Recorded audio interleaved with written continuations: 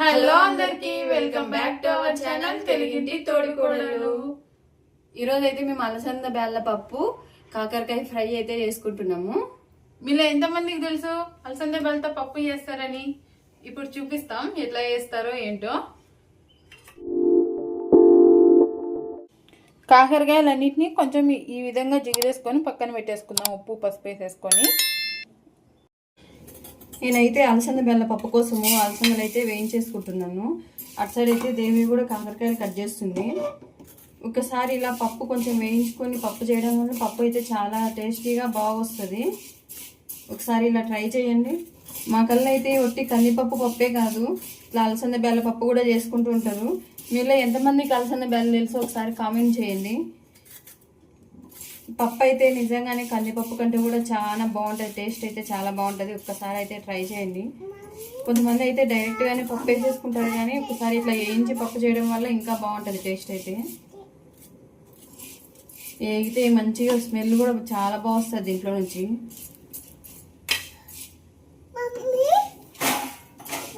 వేయించుకున్న పప్పు అయితే మంచిగా వేయించుకున్నాక మళ్ళీ కడుక్కొని పప్పు వేసేసుకోవాలి మనము.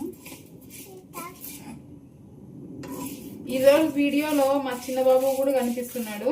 వాడు కూడా మాకు ఈరోజు హెల్ప్ చేస్తాడంట. ఏంటన్నా?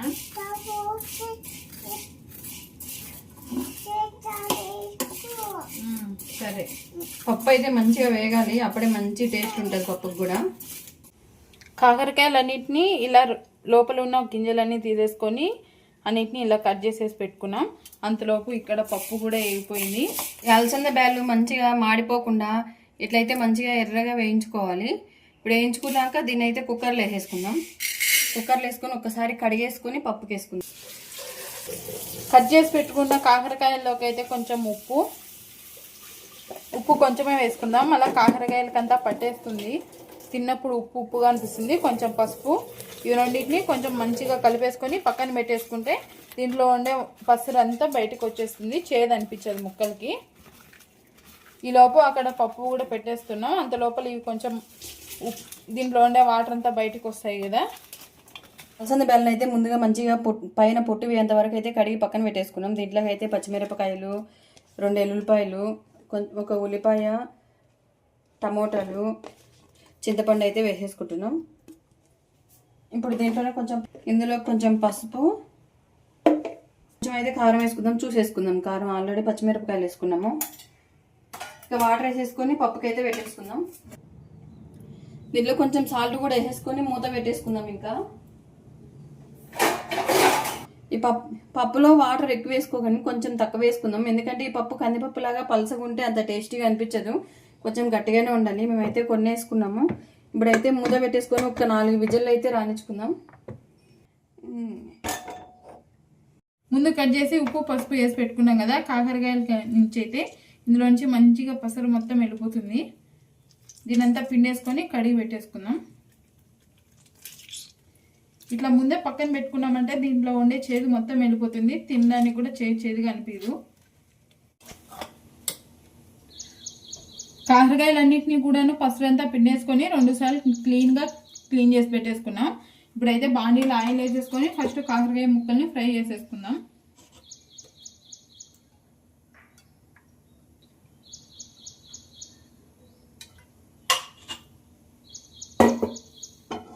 ఒక 2 టీ స్పూన్లు అంత ఆయిల్.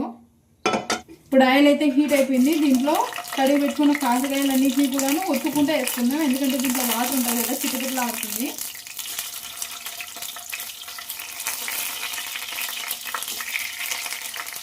ఎంత వచ్చినా కూడాను నూనెలో వాటర్ పడంగానే చిటికెట్లు ఆడుతూనే ఉంటుంది. మామూలుగా కాకరకాయ చేదు ఉంటుందని చాలా మంది ఇష్టపడరు కదా. ఇంకా అందులో పిల్లలు అయితే చెప్పనవసరం లేదు, అమ్మ కాకరకాయ మాకొద్దు అనేస్తారు. అలాంటి పిల్లలకు ఒక్కసారి ఇలా చేసి పెట్టాలంటే తినని పిల్లలు కూడా తినేస్తారు. మూత అయితే వేసుకొని ఒక 4-5 నిమిషాలు అటు సైడ్ ఇటు సైడ్ తిప్పుకుంటూ కొంచెం కాకరకాయ ముక్కలంతా ఫ్రై అయ్యేంత వరకు ఫ్రై చేసుకుందాం. ఆ లోపు దీంట్లో కాల్సిన ఉల్లిపాయలు, అలాగే ఇప్పుడు ఇవైతే మగ్గుతూ ఉంటాయి, దీంతో మనకు పని లేదు కాబట్టి మూత పెట్టేసి ఇవి మగ్గుతూ ఉంటాయి. ఆ లోపు మనం దీనికి కాల్చిన ఉల్లిపాయలు కూడా ఈ పక్క అక్క కట్ చేస్తుంది, ఆల్రెడీ కట్ చేసేసుకొని పెట్టుకుందాం. నేను ఈ లోపు తెల్లగడ్డలు కొంచెం కారం దంచుతాను. ఈ కర్రీ చేయడం కూడాను చాలా ఈజీ, ప్రాసెస్ కూడా చాలా చిన్నది. కాకరకాయ ఫ్రైలోకి అయితే ఉల్లిపాయలు కొన్ని ఎక్కువ వేసుకుంటేనే బాగుంటుంది. ఎందుకంటే మనం వేరే ఏ మసాలాలు ఏం వేయం కదా, ఓన్లీ ఉల్లిపాయలు తెల్లగడ్డ కారం అంతే. కాబట్టి కొన్ని ఉల్లిపాయలు వేసుకుంటే మనం అన్నంలో తినడానికి కూడా మంచిగా ఉంటుంది. కొంచెం గ్రేవీ టైప్ లాగా కూడా కొంచెం వస్తుంది మనం తినడానికి. పప్పు విజిల్ రావడం కూడా స్టార్ట్ అయిపోయింది. చూసారా, తెల్లగడ్డలు అయితే ఇట్లా పాయలుగానే వేసేసుకుంటున్నాను. దీంట్లో ఉప్పు కొంచెం చూసి వేసుకుందాం. ముందైతే కాకరకాయల్లో ఉప్పు వేసినాం కాబట్టి ఉప్పు ముక్కలకి బాగా మంచిగా పట్టేస్తుంటది. కొంచెం అంటే కొంచెమే వేసుకుంటున్నాను, ఉప్పు తక్కువ తినడం కూడా మంచిదే కాబట్టి. ఉల్లిపాయలు అయితే మరీ చిన్నగా కాకుండా కొంచెం ఇలాగ పొడుగానే కట్ చేసి పెట్టేసుకుంటున్నాం మేము. ఫ్రైలోకి కదా ఇట్లా పొడుగు ఉంటేనే బాగుంటాయి. ఇందులోకి ఇప్పుడు కారం కూడా వేసేసుకుంటున్నాం. సరిపడినంత కారం కూడా వేసేసుకొని దంచేసుకుందాం ఒకేసారి.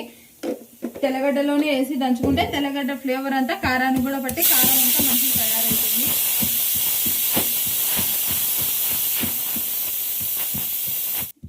ఈ బుజ్జి రోలు మా దగ్గర ఉండడం వల్ల ఏదైనా త్వరగా దంచుకోవడానికి బాగా ఈజీ అయిపోద్ది, లేకపోతే కష్టం అయిపోదును. ప్రతి దానికి మిక్సీ వాడాలంటే ఆడ వాడతాం.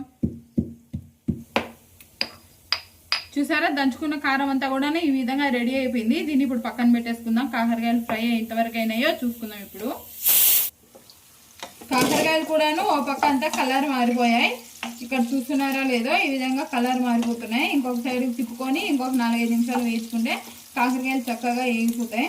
ఈ కాకరకాయల్లో వాటర్ ఏం వేయం కాబట్టి దీన్ని ఓన్లీ కారం వేసుకొని చేసుకుంటాం కాబట్టి ఇవి ఒక వారం పాటు బయట పెట్టినా కూడా చక్కగా ఉంటుంది, పాడేం కాదు.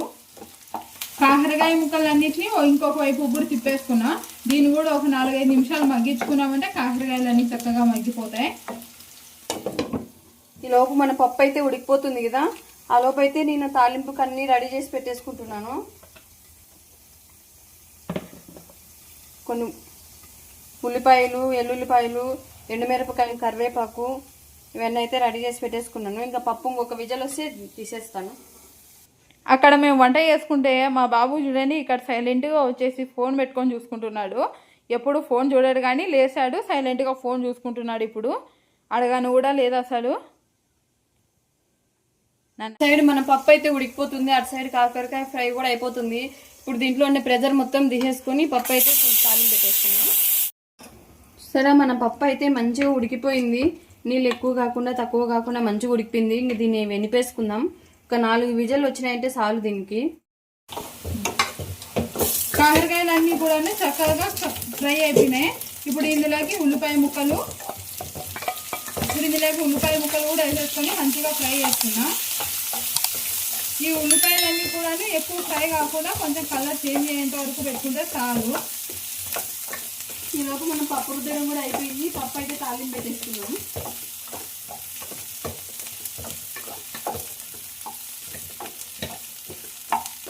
ఇద్దరం చెరొక వంట చేయడం వల్ల త్వరగా అయిపోయినాయి. అందులోనూ ఒక కరెక్ట్ టైంకి అయిపోతున్నాయి వంటలు కూడాను. ఈ ఫ్రై అయ్యేసరికి కాకరకాయలు కూడాను చక్కగా ఉడికిపోయినాయి.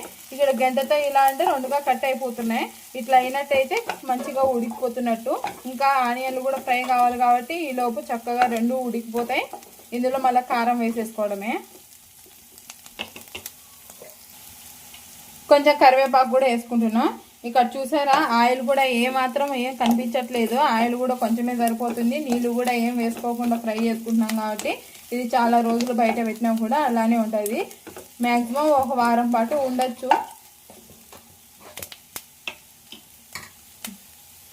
సైడ్ అయితే పప్పు ఎంత వేసుకున్నాం, తాలింపు వేసుకుంటున్నాం. ఆయిల్ కూడా పెట్టేసుకున్నాం. ఆయిల్ కూడా వేడెక్కిపోయింది. ఇప్పుడైతే తాలింపు గింజలు వేసేసుకుందాం. తర్వాత అయితే 2 ఎల్లుల్లిపాయలు కూడా చిత్తగొట్టేసుకొని ఎల్లుల్లిపాయలు వేసేసుకుందాం. దీంట్లోనే కరివేపాకు, 2 ఎండుమిర్చి కూడా వేసేసుకుందాం. ఎండుమిర్చి కొంచెం చిన్నగా తుంపేసి వేసేసుకుందాం. ఒకసారి కలిపేసి ఇప్పుడైతే ఉల్లిపాయలు కూడా వేసేసుకుందాం.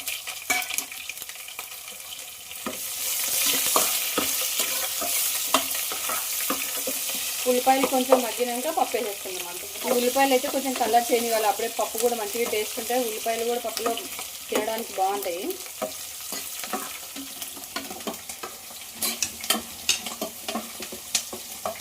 ఈలోపు ఇక్కడ చూసారా ఆనియన్లు కూడాను పింక్ కలర్లోకి చేంజ్ అయిపోయినాయి. ఇప్పుడు ఇందులోకి ముందుగా దంచి పెట్టుకున్న కారాన్ని అయితే వేసేస్తాం.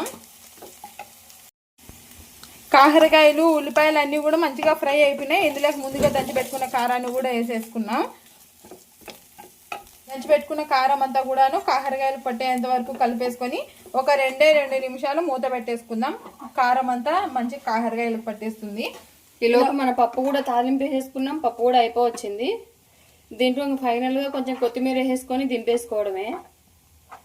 చూసారా పప్పు అయితే మరి ఇట్లా ఉండాలి. మరి పలుచగా ఉండద్దు. పలుచగా ఉన్నా కూడా అంత టేస్ట్ అనిపించదు. ఇట్లుంటేనే మంచి టేస్టీగా ఉంటుంది పప్పు అయితే. కారం అంతా వేసేసిన తర్వాత ఇప్పుడు కొంచెం ఉప్పు చూసుకుందాము. ముందు అయితే ఉప్పు తక్కువ వేసుకున్నాం కదా కాకరకాయలో ఉంటుందని. ఇప్పుడు సరిపోకపోతే కొంచెం వేసేసుకొని మూత పెట్టేసుకుందాం 1 నిమిషము. మాకైతే ఉప్పు అంతా కరెక్ట్గా వేసిందంతా సరిపోయింది అనిపిస్తుంది. ఇప్పుడు మూత పెట్టేసుకొని అక్క ఎల్లిపాయ కారం మొత్తం వేసేసినావా? అయిపోయింది అక్క. వేసేసిన మొత్తం వేసినావా? కొంచెం కూడా లేదా? లేదు. ఎందుకు? వెల్లిపాయ కారంలో వేడి అన్నం వేసుకొని దాంట్లో కొంచెం నెయ్యి వేసుకొని తింటే బాగుంటుంది కదా. మనం తింటాం కదా అట్లా. మా అక్కకు ఇందాక ఎల్లుల్లిపాయ కారం దంచుకున్నాం కదా రోట్లో, దాన్ని వేడి అన్నం అయిపోయింది. దాంట్లో వేసుకొని తినాలనిపిస్తుందంట. నిజంగా వెల్లుల్లిపాయ కారం చాలా బాగుంటుంది కదా దేవి. వేడి అన్నంలో కొంచెం వెల్లుల్లిపాయ కారము 1 స్పూన్ నెయ్యి వేసుకొని తింటే చాలా మంచిగా అనిపిస్తుంది తినడానికి. ఎప్పుడైనా జ్వరం పాడొచ్చినప్పుడు నోరు చేదుగా అనిపిస్తుంది కదా, అప్పుడు మనకేం తినవద్దు కానప్పుడు ఇట్లా ఒక్కసారి వెల్లుల్లిపాయ కారం వేసుకొని తిని చూడండి ఎంత మంచిగా అనిపిస్తుందో తినడానికి. నిజంగానే అట్లా దంచుతుంటే దాంట్లో కొంచెం నెయ్యి వేసేసుకొని మేమైతే తినేస్తూ ఉంటాము ఇంట్లో. ఈలోపు ఇక్కడ కాకరకాయ ఫ్రై కూడా అయిపోయింది. ఇక్కడ పప్పు కూడా అయిపోయింది. ఇంకా అన్నం కూడా అయిపోయింది కదా. ఇక్కడ పప్పు కూడా అయిపోయింది. అన్నం కూడా పెట్టేసుకున్నాం. ఇంతలోపు అన్నం కూడా అయిపోయింది. కాకరకాయ ఫ్రై చూసారా అయిపోయింది మొత్తానికి. ఇంకా ఆపేస్తున్నాం. ఇందులో మనం ఒక చుక్క కూడా వాటర్ వేయకుండా చేసుకున్నాం. ఇందులో కూడాను పప్పులో వేసిన వాటర్ మాత్రమే సరిపోయినాయి. ఎక్స్ట్రా వాటర్ ఏమి యాడ్ చేయలేదు. చూసారు కదా ఈరోజు మేము వంట చేస్తూ మీతో మాట్లాడుకున్నాం. మా వీడియో కనుక మీకు నచ్చినట్లయితే ఒక లైక్ అయితే ఇచ్చి సబ్స్క్రైబ్ చేసుకోవచ్చు కదా. మరో వీడియోతో మేము ముందుంటాం. అంతవరకు బాయ్ బాయ్.